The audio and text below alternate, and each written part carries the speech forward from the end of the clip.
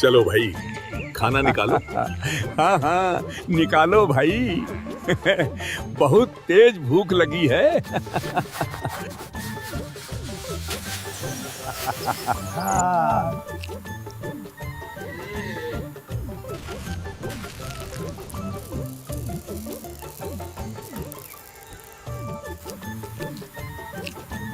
यार आज तो देर हो गई, बहुत तेज भूख लगी है। तेरी वजह से ही देर हुई। ये क्या? खाना किधर गया?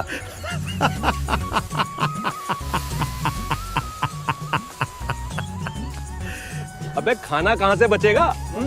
तूने सुबह ही सारा खाना लपेट दिया। अरे अरे, तू तो सुबह सुबह ही सब साफ कर देता है।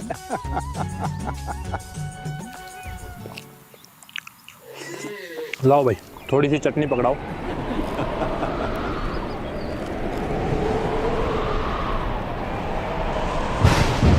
संकट मोचक परम सुख धामा, सृष्टि जनक कबीर है नामा।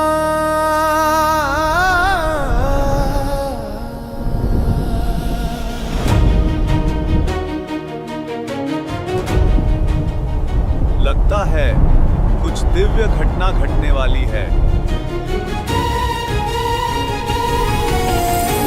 शरीर वो जग में आया, हर युग अपना ज्ञान फैलाया, सबके भ्रम मिटाने वाला। साहस की है वो परिभाषा, संकट में सींचे जो आशा, धर्म ध्वज फहराने देखो आया रखवाला। देव को झुकावो शंख भुजाओ, है देवों का भगवान, वो दुख भंजनाए वो मोक्षदाए। जय जय कबीर भगवान, जय हो कबीर भगवान, बोलो जय हो कबीर भगवान, जय हो कबीर भगवान, जय जय कबीर भगवान, कबीर भगवान।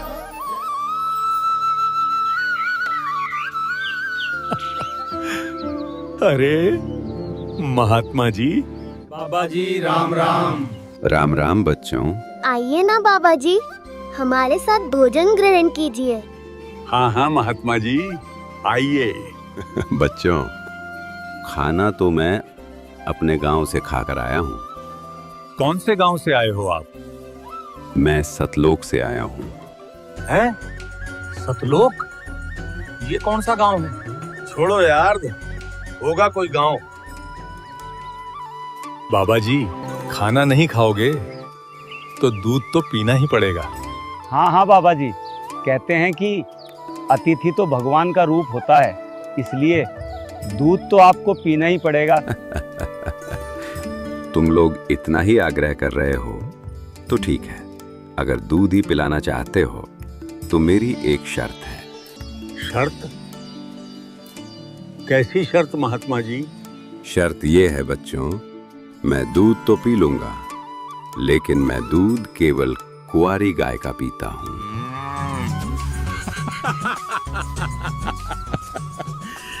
कुंवारी गाय और दूध। लगता है महात्मा जी, आपकी दूध पीने की नीयत ही नहीं है। हाँ बाबा जी, भला कुंवारी गाय दूध कैसे दे सकती है? अगर दूध नहीं पीना तो वैसे ही मना कर दो।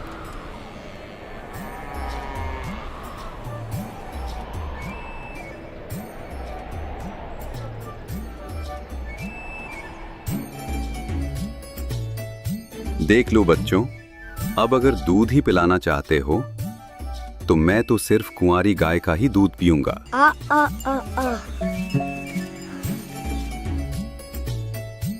ये लीजिए बाबा जी, ले आया कुंवारी गाय। लेकिन बाबा जी, ये दूध कैसे देगी? इसका तो कोई बछड़ा भी नहीं है। बेटा चिंता मत करो, ये गाय अवश्य ही दूध देगी। तुम बस एक साफ बर्तन ले आओ। ठीक है बाबा जी, अभी लेकर आया। ये लीजिए बाबा जी, ले आया मटका। बेटा, अब इस मटके को गाय के स्तन के नीचे लगा दो। देखते हैं महात्मा जी कैसे दूध निकालते हैं। क्या सच में ये बछिया दूध देगी?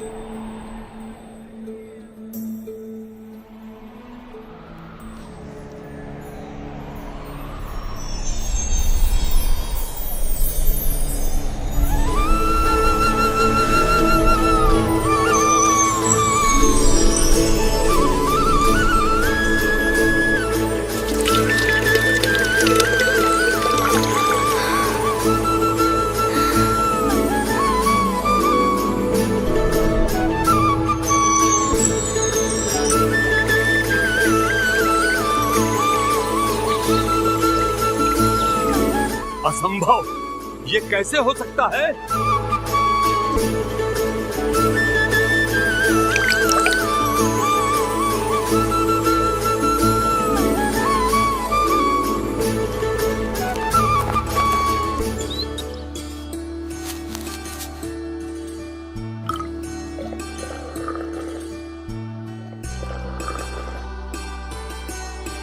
बच्चों, लो, तुम भी ये अमृत पी लो।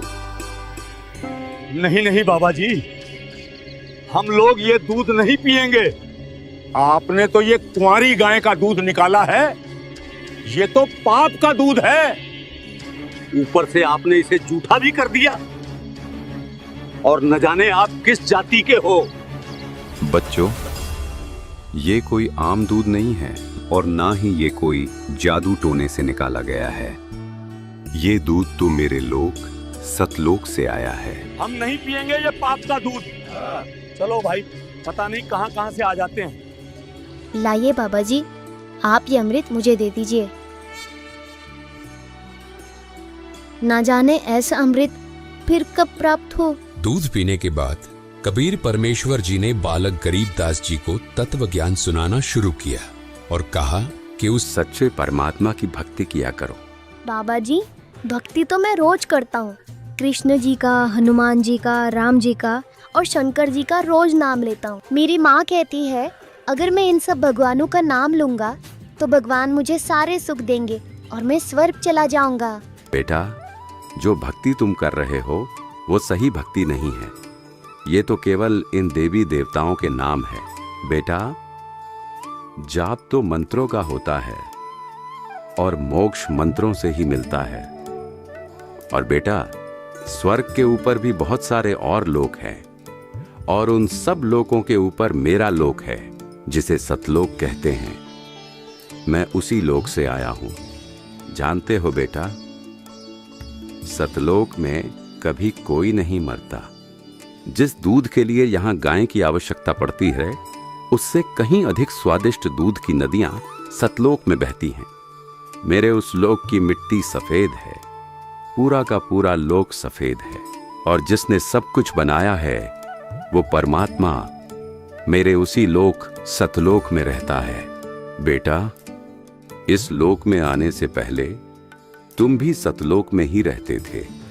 बाबा जी, मैं भी आपके उस लोक सतलोक में जाना चाहता हूँ। क्या आप मुझे भी वहाँ ले चलेंगे? बेटा, उस लोक में जाने के लिए पहले तुम्हें मुझसे दीक्षा लेनी होगी, यानी मुझे अपना गुरु बनाना पड़ेगा। बस इतनी सी बात। ठीक है, आज से आप मेरे गुरु और मैं आपका शिष्य। बेटा, अब मेरे पीछे पीछे बोल। सत सुकृत अविगत कबीर। सत सुकृत अविगत कबीर। ओम ओम ओम ओम। ओम ओम ओम ओम। किलियम किलियम किलियम किलियम। किलियम किलियम किलियम किलियम। हरियम हरियम हरियम हरियम। हरियम हरियम हरियम हरियम। श्रियम श्रियम श्रियम श्रियम श्रियम श्रियम श्रियम श्रियम सोहम सोहम सोहम सोहम सोहम सोहम सोहम सोहम सत्यम सत्यम सत्यम सत्यम सत्यम सत्यम सत्यम सत्यम। जैसे ही बालक गरीबदास जी ने अपनी आंखें बंद की और कबीर परमात्मा द्वारा बताया गया मंत्र जाप किया, वैसे ही कबीर परमात्मा उनकी आत्मा को निकालकर अपने साथ ले गए और उनको ब्रह्मा, विष्णु, महेश, गणेश और दुर्गा माता के लोक दिखाए। बालक गरीबदास जी इन सभी लोकों को देखकर हैरान थे और सोच ही रहे थे कि ये सब मैं क्या देख रहा हूं। इतने में ही कबीर परमात्मा बालक गरीबदास जी को नरक दिखाने ले गए।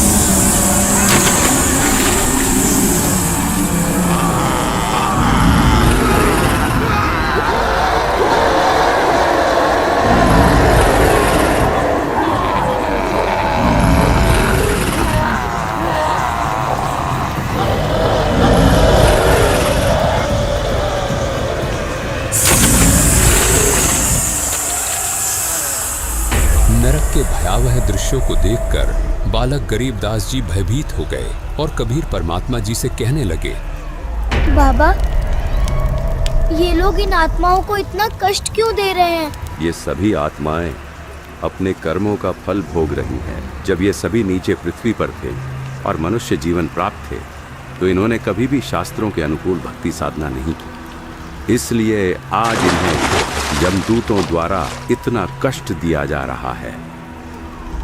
नरक दिखाने के बाद कबीर परमात्मा जी बालक गरीबदास जी को धर्मराज के पास ले गए। कबीर परमात्मा जी को देखकर धर्मराय तुरंत अपनी गद्दी से खड़े हो गए और हाथ जोड़कर कबीर परमात्मा जी से कहने लगे, आदेश करें भगवान, क्या आपके दास से कोई गलती बनी है जो साक्षात आपने यहाँ आने का कष्ट किया?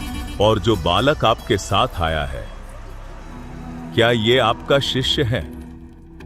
हाँ, ये बालक मेरा शिष्य है। तुम इसका लेखा जोखा देखो और इसका खाता दिखाओ। परमात्मा कबीर जी की ये बात सुनकर धर्मराय जी ने बालक गरीबदास जी का खाता देखा और कहने लगे, क्षमा करें महाराज, इस बालक की भक्ति अभी पूरी नहीं हुई है, इसलिए अभी आप इसको नहीं ले जा सकते।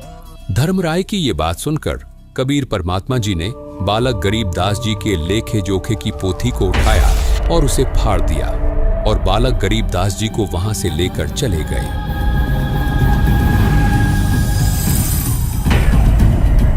और काल के 21वें ब्रह्मांड में पहुंचे, जहां ये काल ब्रह्म तपस्शिला पर 1 लाख मनुष्य शरीरधारी प्राणियों के सूक्ष्म शरीर से निकले गंध को खा रहा था। इतना भयानक दृश्य देखकर बालक गरीबदास जी ने परमात्मा कबीर जी का हाथ जोर से पकड़ लिया और कहने लगे, ये कौन है? बेटा, ये काल ब्रह्म है। अपनी ही गलती के कारण इसे 1 लाख मनुष्यधारी प्राणियों के सूक्ष्म शरीर से निकले गंध को खाने का श्राप मिला है।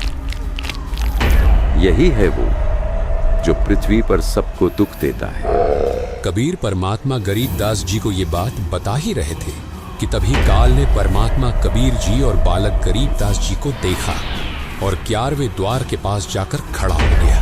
ऐसा प्रतीत हो रहा था कि 11वें द्वार से वो उन्हें निकलने नहीं देगा। परमात्मा कबीर जी ने काल ब्रह्म की यह गतिविधि देखी और सतनाम का सुमिरन किया। परमात्मा कबीर जी ने जैसे ही सतनाम का सुमिरन किया, वैसे ही देखते काल ब्रह्म ने अपनी गर्दन नीचे झुका ली, मानो कोई शक्ति जबरदस्ती काल को नीचे की ओर धकेल रही हो। बेटा, पाँव रख इसके सिर पर। परमात्मा कबीर जी का आदेश पाते ही बालक गरीबदास जी ने ज्योति निरंजन के सर पर पाँव रखा और 11वें द्वार से पार हो गए।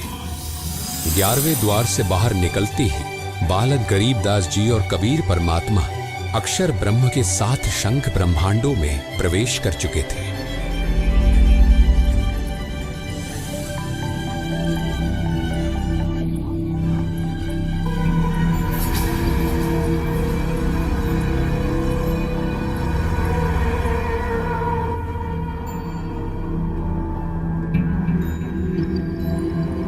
ये मेरे लोक में कौन आ गए? अरे बाबा जी, ये कौन है? बेटा गरीबदास, ये जो तुम्हें सामने खड़ा दिखाई दे रहा है, ये अक्षर पुरुष है। अक्षर पुरुष? हाँ बेटा, अक्षर पुरुष, जिसका वर्णन गीता अध्याय 15 के श्लोक 16 में भी किया गया है। ये ही वो अक्षर पुरुष है जिसको परमात्मा ने 7 शंख ब्रह्मांड दिए हैं। क्या काल ब्रह्म की तरह अक्षर पुरुष भी 1 लाख मनुष्यधारी प्राणी खाता है? नहीं बेटा, परमात्मा ने इसको ऐसा कोई श्राप नहीं दिया। अक्षर पुरुष जीवों को नहीं खाता।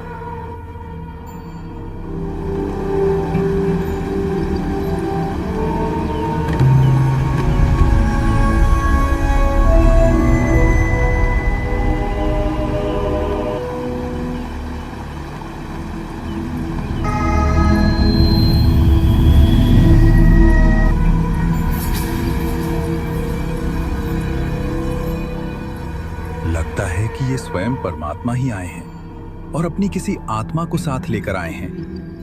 हे परम शक्ति, आपके चरणों में मेरा कोटि कोटि दंडवत प्रणाम।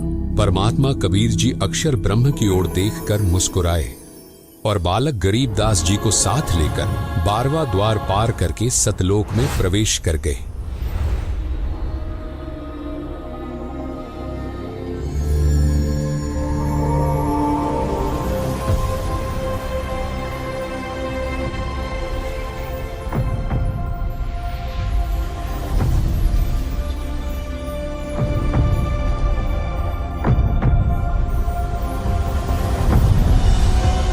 बाबा जी, ये तो बहुत सुंदर लोक है। हाँ बेटा गरीबदास,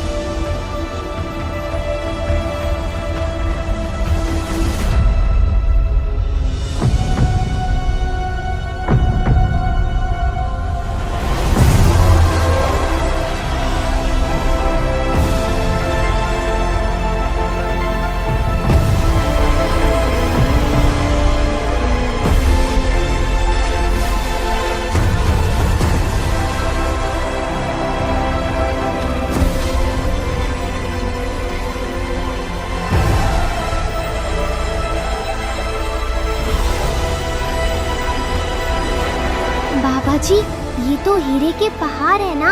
हाँ बेटा गरीबदास,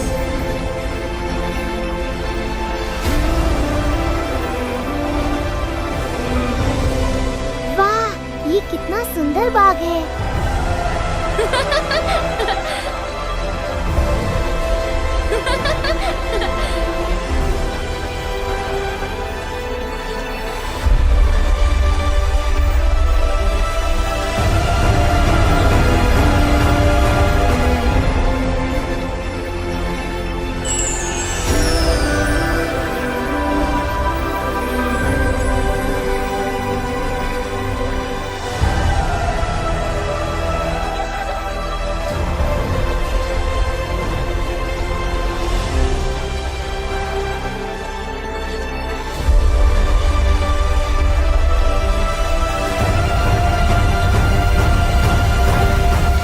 जिंदा बाबा ने बालक गरीबदास जी को पूरे सतलोक की सैर करवा दी थी और अंत में उन्हें सतलोक के उस स्थान पर ले गए जहां वे स्वयं पूर्ण परमात्मा रूप में विराजमान थे।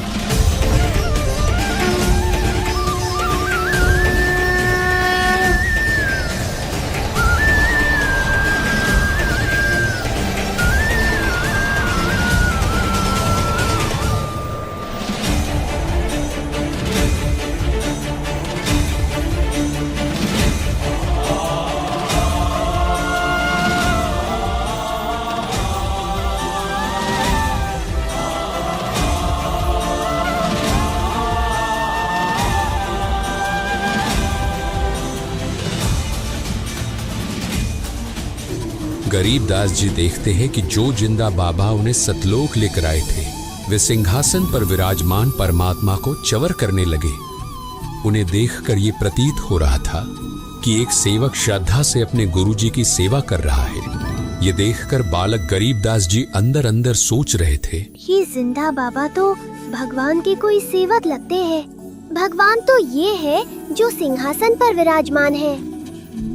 इतने में बालक गरीबदास जी देखते हैं कि जो परमात्मा सिंहासन पर विराजमान थे वो तेजोमय शरीर युक्त परमात्मा सतपुरुष खड़े हो गए और जिंदा बाबा जी उस सिंहासन पर विराजमान हो गए तथा तेजोमय शरीर युक्त परमात्मा जिंदा बाबा के ऊपर एक सेवक की तरह चवर करने लगे।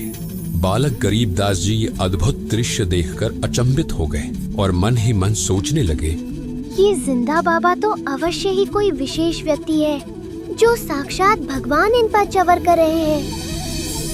बालक गरीबदास जी इतना सोच ही रहे थे कि तभी देखते ही देखते तेजोमय शरीर युक्त परमात्मा जिंदा बाबा के शरीर में समा गए और केवल जिंदा बाबा ही सिंहासन पर विराजमान रहे तथा चवर स्वयं ही जिंदा बाबा के रूप में विराजमान परमात्मा के ऊपर होने लगा।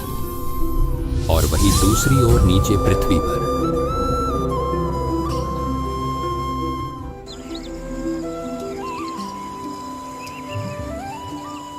अरे भाई बहुत देर हो गई, अब गरीबों की बारी आ गई गाय घेरने की। हाँ भाई, गरीबों की बारी है।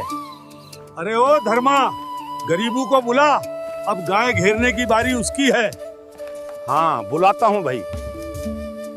गरीबू, ओ गरीबू, अरे खड़ा हो ले भगत जी।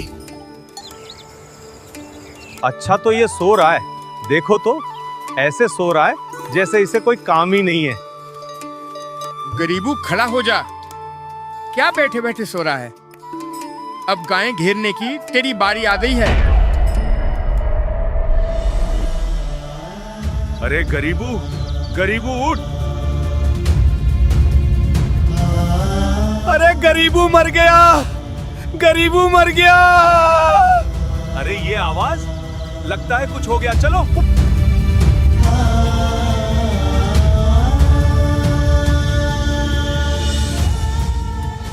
गरीबू, गरीबू उठ। अरे उठ गरीबू। अरे ये तो सच में मर गया।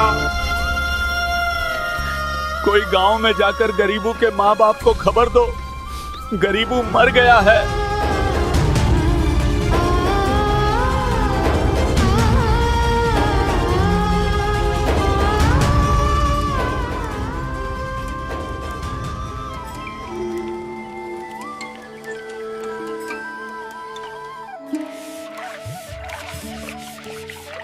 अरे गरीबू कब आएगा? सुबह से गया हुआ है। अरे तुम इतनी चिंता क्यों करती हो? हाँ, अभी थोड़ी देर में सब गाय लेकर आ जाएंगे। और हाँ, तुम ये सब बातें छोड़ो, गरीबू के लिए राबड़ी बना लो। गरीबू के लिए बनवा रहे हैं या अपने लिए? मैं जानती हूँ आपका खाने का दिल है और नाम गरीबू का लगा रहे हैं। अनर्थ हो गया, अरे अनर्थ हो गया। अरे भाई क्या बात हो गई? गरीबू मर गया।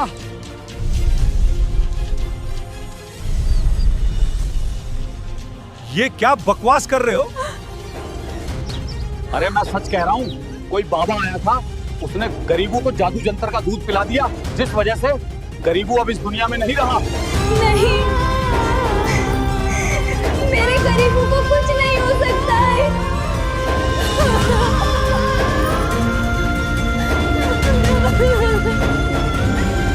अरे संभालो अपने आप को, कुछ नहीं होगा गरीबों को। आप हमारे साथ जल्दी चलिए।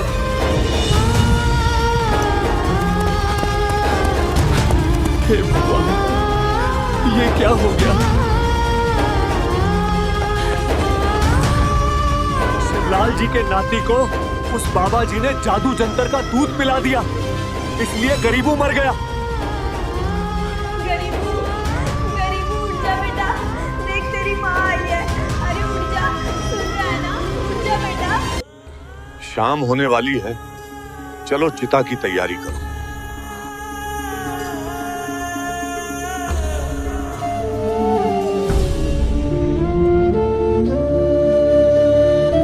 हे भगवान,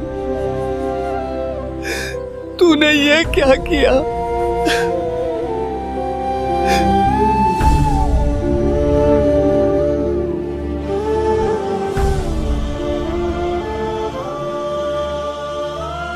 बेटा, अब तुम्हें पृथ्वी पर वापस जाना होगा। वहां तुम्हारे शरीर का अंतिम संस्कार करने की तैयारी हो चुकी है। हे परमात्मा, मुझे यहीं रख लो ना। मैं नीचे उस गंदी जगह वापस नहीं जाना चाहता। वहाँ लोग आपस में लड़ते हैं और एक दिन मर जाते हैं। बेटा गरीबदास, तुम्हारा नीचे जाना बहुत आवश्यक है। आने वाले समय में तुम ही मेरे गवाह बनोगे।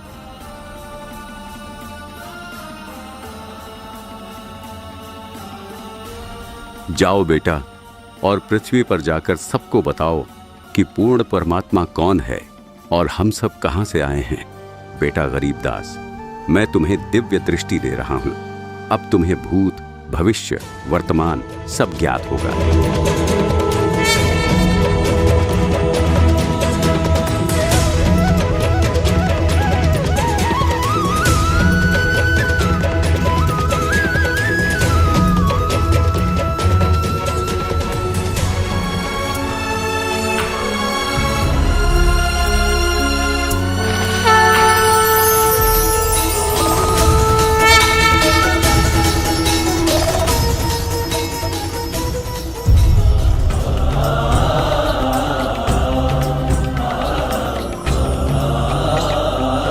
हे भगवान, तेरा लाख लाख शुक्र है, लाख लाख शुक्र है तेरा।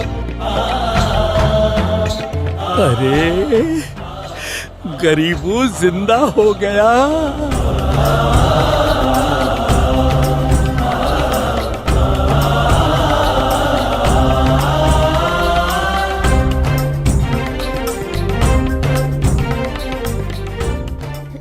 जब नगर में ले गया हमको सतगुरु आन, जिल के बिंब अगाध गति, हम सुते चातर तान।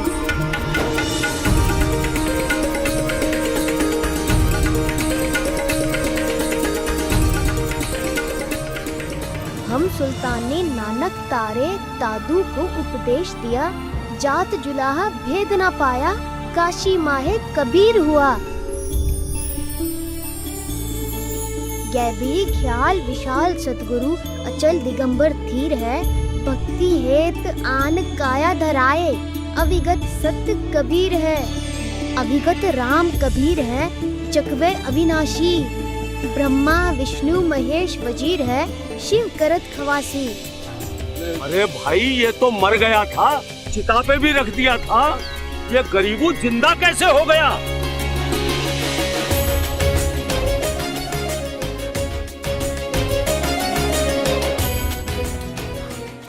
अरे भाई, ये गरीबू क्या बड़बड़ाया जा रहा है? लगता है उस बाबा के जादू मंत्र का दूध पीने की वजह से ये पागल हो गया है। लेकिन कोई बात नहीं भाई, पागल ही सही, लड़का जीवित तो हो गया। ठीक कह रहे हो भाई।